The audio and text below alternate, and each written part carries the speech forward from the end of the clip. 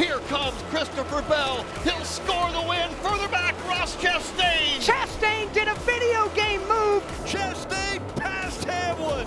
Chastain, Elliott, Bell, and Logano are going to fight for a championship in Phoenix. Take a look at what he did.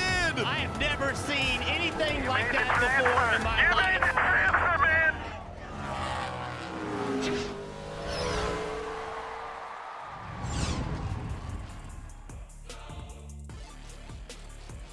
Hey race fans, welcome into Studio 3 for the preview show delivered by DoorDash. I am Alex Weaver, that is Alan Cavana. Two drivers we know are locked and racing for a championship in Phoenix. Kyle Larson and Christopher Bell pulled off the magic at Homestead Miami Speedway to lock himself into the championship four, but two spots remain. We're heading to Martinsville, so a playoff driver can win at Martinsville, but you can also have a non-playoff driver or Kyle Larson and Christopher Bell win again, and then we have 2 point spots available. Which one will it be, AC? Yeah, a lot of scenarios going on. Kyle Larson, Christopher Bell, they're fine. They're also the last two winners at Martinsville, which is so strange. Do I think they win on Sunday? Heck no. As far as I'm concerned, those two drivers are in the way on Sunday. Any non-playoff driver, you are in the way on Sunday because there are 6 remaining playoff guys that want to get to Phoenix. They have so much on the line. They will have no patience for anybody who doesn't have the same amount on the line to win a championship on Sunday. So I think one of the 6 who are still trying to get in, still eligible to make it to Phoenix, one of them wins the race on Sunday. Well, Alan mentioned the history of Kyle Larson and Christopher Bell. They are our latest 2 winners at Martinsville, so they know how to get it done. But a driver who has wins at Martinsville but does not have a championship and had a lot of problems at Homestead Miami Speedway, knocking him way below the elimination line, Denny Hamlin. This is obviously the home state of Virginia for him. I don't know if he has a lot of fans at Martinsville given his history there, but Denny Hamlin is desperately needing a rebound. We're going to see what he's made out of, right? The whole 11 team, because so much of this year has been, it's the 11, it's Denny's year. Now he goes in really below the line, needing a win, it seems like. It's just such a tough position because, of course, he can win there. He needs a good performance. He's always good at Martinsville, but second place may not be enough. You can go out there, lead 499 laps, and finish second, and that might not be enough to get him to Phoenix. That is such a tough position to be in, where the points are. I just worry about Denny. What I liked was last week we saw Chris Gabehart get right in Denny Hamlin's ear after the race at Homestead, kind of give him a pep talk and just recycle everything and say, look, we're going to be there. We just have to focus. We knew this bump in the road was going to be there. We'll see what they can do, how they can overcome it at Martinsville. Yeah, fall of 2022, he finished 5th, and spring of 2023, he finished 4th. May not be enough. Not enough. I'm going to go ahead and say it. Let's dive in further to the playoff bubble because right now, heading into Martinsville, here's what the bubble stacks up and looks like. William Byron, 30 to the good. He has wins at Martinsville, knows how to get it done. Ryan Blaney, no wins at Martinsville, but plus 10 right now above the elimination line. Tyler Reddick is the first one outside on that playoff bubble. He is minus 10 with no wins at Martinsville. And then Martin Truex Jr., 3 wins at Martinsville, but minus 17. Yeah, that's tough. And when you look at it, look, Blaney's in the catbird seat right now in terms of points. I think of a guy like Hamlin. Can he make up 10 points on Ryan Blaney? Yeah, maybe. But Hamlin's not only fighting Ryan Blaney. Tyler Reddick is there. Martin Truex Jr. is there. Chris Buescher has short track wins. He's also fighting for that victory. That's what makes it such an uphill battle. I will say this, though.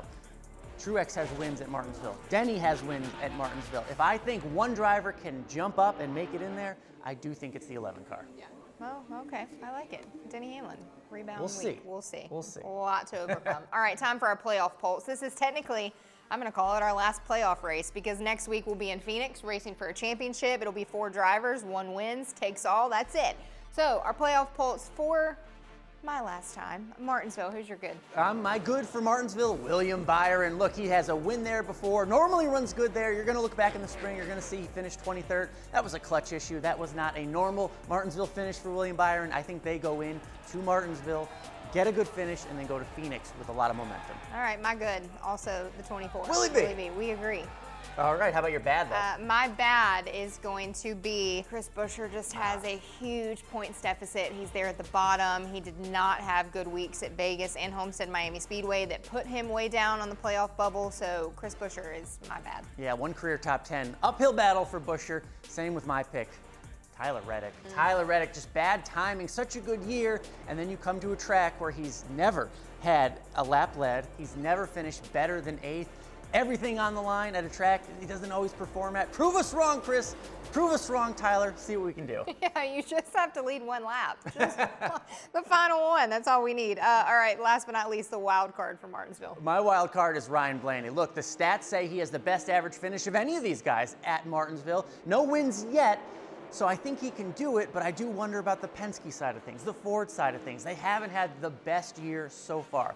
Which side shows up? The Ryan Blaney that's really good at Martinsville, or the Ford Penske side we haven't seen so much performance out of? That's what I'm worried about. That's why he's a wild card. How about you? All right, my wild card is a driver that Ryan Blaney does not want to see in victory lane. His name is in the track name. I'm going to go with Martin Truex Jr. I like the 19's chances. 3 wins at Martinsville. I think obviously 17 points is a lot to overcome. All right, NASCAR 75 flashback. We're throwing it back to 2018. Yeah, let's throw it back just a few years.